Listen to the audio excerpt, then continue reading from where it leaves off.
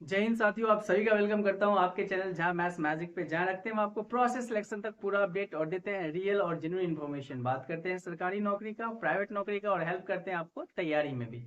तो हेल्प करते हैं आपकी तैयारी में भी। बहुत ही शानदार इन्फॉर्मेशन है, बहुत ही शानदार अपडेट है। बहुत ही शानदार इसलिए कह सकते हैं क्योंकि छात्रावास अधीक्षक भर्ती 2024 निकल के सामने आया है। छात्रावास अधीक्षक भर्ती 2024 निकल के आया है और पदों की संख्या अगर आप देखिएगा तो टोटल 335 पोस्ट है।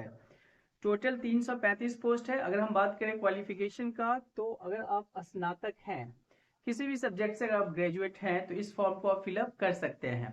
और हम आपको बता देना चाहते हैं कि ये भर्ती पहले भी निकला हुआ था, लेकिन पुनः इसको जो है ना निकाला गया है। ठीक है, तो इसमें अगर देखिएगा वेतन इसका तो लेवल 5 का है। वेतन टोटल का टोटल अगर देखा जाए तो हैंडसम सैलरी है, बढ़िया सैलरी है। Level 5 is not bad. ठीक है, अगर आयु की बात करें तो 2025 तक अगर आपका 21 साल हो जाता है, जनवरी 2025 तक, तो आप मिनिमम 21 दिया है और मैक्सिमम 40 इयर्स दिया है। इसके बाद इसका एग्जाम होगा, वो कंप्यूटर बेस्ड टेस्ट ही होगा।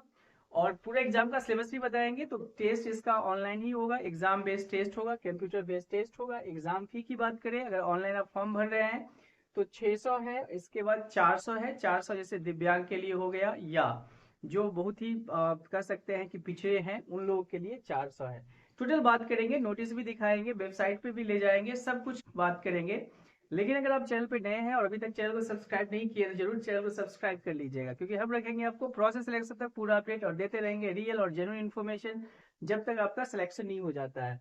अगर हम बात करें, सबसे बड़ी बात इसमें क्या है कि जो पेंशन योजना है वो यहाँ पे लागू किया जाएगा। अगर आपका सिलेक्शन हो जाता है तो आपको पेंशन भी मिलेगा यहाँ पे। ठीक है, इसके बाद ऑनलाइन कब से स्टार्ट हो रहा है ये बात भी जान लीजिए। ऑनलाइन इसका 17 फरवरी से स्टार्ट हो गया है और लास्ट चलेगा 17 मार्च तक। तो पूरे प्रोसेस के बारे में हम आपको डिटेल में बताते हैं। इसके लिए हम आपको ले चलेंगे नोटिस बोर्ड पे और वहां से नोटिस दिखाएंगे कैसे कैसे क्या करना है, कैसे ऑनलाइन फॉर्म फिलअप करना है, सब कुछ डिटेल में जानेंगे। किसको कितना प्रतिशत आरक्षण मिलेगा, महिलाओं को कितना परसेंट आरक्षण मिलेगा, दिव्यांग को कितने परसेंट आरक्षण मिलेगा, भूतपूर्व सैनिक को कितने परसेंट आरक्षण मिलेगा, और स्पोर्ट्स में जो है उनको कितने परसेंट आरक्षण मिलेगा, वो भी बताएंगे।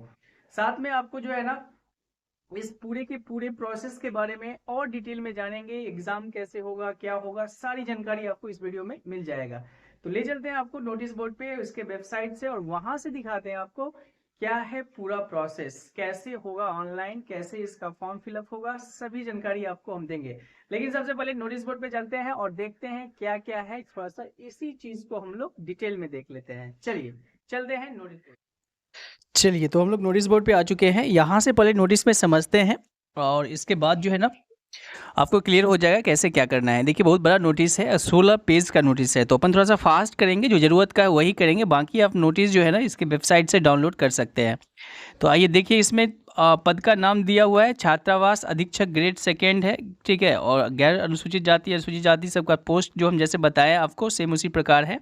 ऑनलाइन आवेदन की प्रक्रिया क्या है, ठीक है, और पहले क्या था, पहले इसका फॉर्म आया था, ठीक है, लेकिन पुनः इसका फॉर्म जो है ना एक बार पुनः आया है, फिर से आपको भरना पड़ेगा अगर इसका पहले भरे हुए थे तो। देखते हैं इसमें क्या क्या योग्यता है, क्या क्या दिया है। ठीक है, एक बार ये पंजीकरण शुल्क क्या है ये देख लीजिए। आप यहाँ से समझना शुरू कर दीजिए तो आप यहाँ से क्लियर हो जाएगा। 600 रुपया जो है सामान्य वर्ग, क्रीमी लेयर श्रेणी में अन्य पिछड़ा वर्ग, अति पिछड़ा वर्ग के आवेदक के लिए 600 रुपया है। अगर हम बात करें राजस्थान के नॉन क्रीमी लेयर श्रेणी के अत्यंत पिछड़ा वर्ग, अति पिछड़ा वर्ग, आर्थिक रूप से कमजोर वर्ग, अनुसूचित जाति अनुसूचित जनजाति आवेदक के लिए 400 रुपया और समस्त दिव्यांगजन आवेदक हेतु 400 रुपया है।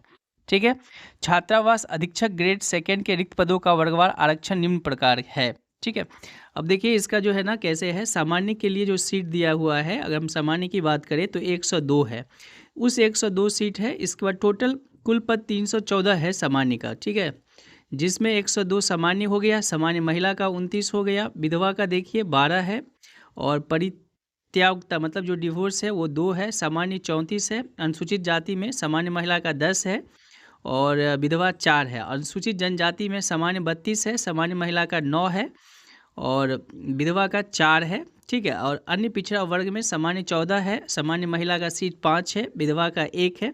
इसी प्रकार से अति पिछड़ा वर्ग में सामान्य का 17 है, सामान्य महिला का 5 है और विधवा का 2 है। आर्थिक रूप से कमजोर वर्ग के लिए देख लीजिए, सामान्य 22 है, महिला उसमें 7 है और विधवा 2 है। इस प्रकार से भूतपूर्व सैनिक का भी सीट है। सीटों की संख्या जो है ना बता दिया गया है। तो ये सीटों को संख्या जो है ना बता दिया गया है। 36 आरक्षण है महिलाओं का, तो वहाँ पे 36 आरक्षण होगा ही। और जनरल रिजर्वेशन देख लीजिए, यहाँ पे दिव्यांगजन के लिए, भूतपूर्व सैनिक के लिए, सबके लिए दिया गया है। स्पोर्ट्समैन को भी आरक्षण यहाँ पे मिला है। ठीक है, तो इसमें ध्यान में रखना है आपको कि महिलाओं के लिए भी हॉरिजेंटल है, 30% आरक्षण है। और ये जो पूरा का पूरा नोटिस है ये राजस्थान का है, लेकिन फॉर्म सभी लोग भर सकते हैं। हम आपको दिखाएंगे कि इसमें दिया हुआ है कि कोई भी अप्लाई कर सकता है। हाँ, अगर आप राजस्थान के नहीं हैं तो वहाँ पे जो आपका आवासीय नहीं है तो फिर आरक्षण आपको नहीं मिलेगा, लेकिन जनरल में आप फाइट कर सकते हैं। अगर आप राजस्थान से हैं तो डेफिनेटली आपको आरक्षण मिलेगा। तो इसमें देख लीजिए, इसमें साफ क्लियर भी कर दिया गया है और सीटों को बता दिया गया है। भूतपूर्व सैनिक को कितना मिलेगा, स्पोर्ट्समैन में अगर हैं तो उसको कितना मिलेगा, ये पूरा नोटिस में दिखा दिया गया। आपको नोटिस डाउनलोड कर लेना है। राजस्थान बोर्ड का जो वेबसाइट है हम आपको वो भी बता देते हैं, वहाँ से आपको डाउनलोड करके पूरा डिटेल में आप समझ सकते हैं। बाय द वे, इसका स्टार्टिंग डेट जो है ना हम बता दिए आपको, उससे आपका स्टार्ट हो चुका है रजिस्ट्रेशन। तो आपको रजिस्ट्रेशन स्टार्ट कर लेना है। अगर नहीं किए हैं तो वेतनमान एक बार देख लेते हैं। तो ये देखिए, ग्रेड 2 का वेतनमान पे जो है लेवल 5 निर्धारित है। लेकिन इसमें क्या है कि परीक्षा काल में, मतलब शुरू के जो 2 साल होंगे, जो ट्रेनिंग का पीरियड होगा, उसमें आपको जो है ना वेतनमान नहीं दिया जाएगा। उसमें जो सरकार द्वारा नियत होगा वही पैसा दिया जाएगा। सीधी भर्ती द्वारा सेवा के नियुक्त सभी व्यक्तियों को नियुक्त 2 वर्ष की परीक्षा अवधि के लिए की जाएगी। तो ये 2 साल के दौरान जो है पद की वेतन श्रृंखला ना देकर राज्य सरकार द्वारा निर्धारित दरों पर नियत परिश्रमिक फिक्स रिम्यूनरेशन का देय होगा एवं इसके अतिरिक्त अन्य कोई भत्ते या मकान किराया भत्ता, महंगाई भत्ता, ये सब नहीं मिलेगा। तो शुरू के 2 साल आपका परीक्षा होगा, ट्रेनिंग का पीरियड होगा। इसके बाद आपको जो है ना परमानेंट कर दिया जाएगा और पेंशन भी इसमें मिलेगा। अब देखते हैं पात्रता एवं शैक्षणिक योग्यता क्या चाहिए। तो भारत के विधि द्वारा स्थापित किसी भी विश्वविद्यालय से स्नातक होना चाहिए, देवनागरिक लिपि में लिखी हिंदी के कार्य करने का ज्ञान होना चाहिए और राजस्थान की संस्कृति के बारे में आपको पता होना चाहिए।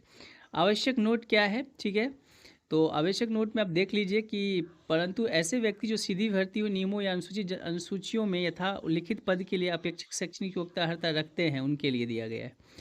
स्वास्थ्य बढ़िया होना चाहिए, चरित्र बढ़िया होना चाहिए। राष्ट्रीयता देख लीजिए, भारत के नागरिक भर सकते हैं, नेपाल के प्रजनन वो भी भर सकते हैं, भूटान का प्रजनन वो भी, ऐसे तिब्बत शरणार्थी वो सब भर सकते हैं। तो फॉर्म भर सकते हैं आप, इसमें कोई दिक्कत नहीं है। हाँ, इसका एग्ज़ाम भी होगा, ठीक है, कंप्यूटर बेस्ड टेस्ट होगा और आपको लगता है कि ये फॉर्म भरना चाहिए तो आप भर सकते हैं। आयु देख लीजिए, एज यहाँ पे क्लियर कर दिया गया है, 1/1/2025 को 21 वर्ष की आयु प्राप्त कर चुका हो और मैक्सिमम 40 वर्ष का नहीं हुआ हो, ये चीज़ भी आपको ध्यान में रखना है। ठीक है, the person who has within the age limit this be deemed to be within the age to 31 to 2024। उच्चतम आयु सीमा में अन्य विशेष श्रेणियों में छूट भी दिया गया है। ठीक है, जैसे मान लीजिए अनुसूचित जाति है, इन सबको 5 वर्ष का छूट भी दिया गया है। पेंशन देख लीजिए, नए नियुक्ति होने वाले कर्मचारियों के लिए नियम अनुसार राज्य सरकार द्वारा देय पेंशन योजना लागू होगी। तो यहाँ पे आपको पेंशन का भी सुविधा मिल जाएगा। विवाह पंजीकरण, ठीक है, परीक्षा का आयोजन क्या होगा, तो CBT होगा, कंप्यूटर आधारित टेस्ट ही होगा, ठीक है, या ठीक है ऑफलाइन आधारित परीक्षा आयोजित करवाया जाना प्रस्तावित है। 2 में से कोई भी हो सकता है, मतलब ऐसा नहीं है कि सिर्फ यही सोचना है कि CBT ही होगा, तो ऑफलाइन भी हो सकता है। ठीक है, इसके बाद आपको इसका वेबसाइट विजिट करते रहना है, मतलब आप हमारे चैनल को विजिट करते रहिएगा। जैसे ही कोई अगर नोटिस आएगा फिर हम बताएंगे। प्रवेश पत्र आपको वेबसाइट से ही डाउनलोड करना होगा, कोई डाक के द्वारा या कुछ ईमेल आईडी के द्वारा आपको नहीं भेजा जाएगा, तो आपको वेबसाइट से ही डाउनलोड करना होगा। तो पहले रजिस्ट्रेशन करा लीजिए, फिर एडमिट कार्ड जैसे जैसे आएगा हम बताते जाएंगे। नियुक्ति की अयोग्यता क्या होगा, किनकी नियुक्ति नहीं होगी। ऐसे पुरुष आवेदक जिसको एक से अधिक जीवित पत्नी हो, चयनित किए जाने पर नियुक्ति के लिए पात्र नहीं माना जाएगा। ठीक है, किसी भी ऐसी महिला आवेदक जिसने उस पुरुष से विवाह किया है जिसके पहले जीवित पत्नी है, तो उसको भी नहीं माना जाएगा। ऐसे बहुत सारी चीज़ें हैं, इसको एक बार पढ़ लीजिएगा, अपना देख लीजिएगा। ठीक है, या किसी भी मान लीजिए एग्ज़ाम में आपको डीवार कर दिया गया है तो आपका जो है ना नियुक्ति नहीं होगा, कुछ इस प्रकार का है। चलिए, तो ये सब जो है ना कहने की बातें हैं। चलते हैं आगे और देखते हैं और इसमें क्या इम्पोर्टेंट है। आवेदन कैसे करें, तो वेबसाइट जो है ना, इसके वेबसाइट से आपको आवेदन करना होगा। और वेबसाइट जो है ना आपको बता देते हैं, यहाँ पे थोड़ा सा बोल्ड करके दिखा देते हैं ताकि आप आराम से आवेदन कर सकते हैं। ठीक है, चलिए, तो कृपया ध्यान दीजिए। तो आवेदक को हिदायत दी जाती है कि ऑनलाइन आवेदन पत्र भरने से पूर्व बोर्ड के विज्ञापन एवं ऑनलाइन आवेदन भरकर जो है ना निदेशक के साथ साथ संबंधित सेवा नियमों का अध्ययन कर लेंगे। ठीक है, तो ये चीज़ आप एक बार पढ़ना पड़ेगा, आपको पूरा पढ़ लीजिएगा, वैसे जो मांगेगा उसमें कर दीजिएगा, ठीक है। ऑनलाइन एप्लीकेशन फॉर्म जो है सबमिट करने के समय अपने वर्ग स्पष्ट रूप से देख लेंगे, जो कुछ भी है ये सब देख लेना है आपको एक बार पुनः। चलते हैं आगे और देखते हैं क्या है इसका। ये देखिए वेबसाइट नोट, इसको स्क्रीनशॉट ले लीजिए। www.rsmssb.rajasthan.government.in पे उपलब्ध है, ठीक है। इस पे ही आपको जो है ना मिल जाएगा। फोटो क्या होना चाहिए, बैकग्राउंड क्या होना चाहिए, ये सारी जानकारी इसमें आपको दिया गया है। तो ये चीज़ जो है ना ऑनलाइन आवेदन करने वक्त भी आपको बताया जाएगा, इस चीज़ का आपको ध्यान रखना है, ठीक है। चलिए, अगर चैनल पे आप नए हैं तो चैनल को जरूर सब्सक्राइब कर लीजिएगा, लाइक का बटन दबा दीजिएगा, कमेंट करके अपने क्वेरी को पूछिएगा। अगर कोई भी क्वेश्चन हो इस एग्ज़ाम संबंधित तो आप पूछ सकते हैं। और आई होप कि आप लोग फॉर्म भरिए इस फॉर्म को, ठीक है, और बनिए छात्रावास अधीक्षक, ठीक है। चलिए, तो thanks for watching Jha maths magic and best of luck. जितने लोग भी फॉर्म को फिलअप कर रहे हैं, बेस्ट ऑफ लक। छात्रावास अधीक्षक ग्रेड 2, टोटल पोस्टों की संख्या है 335। Thank you once.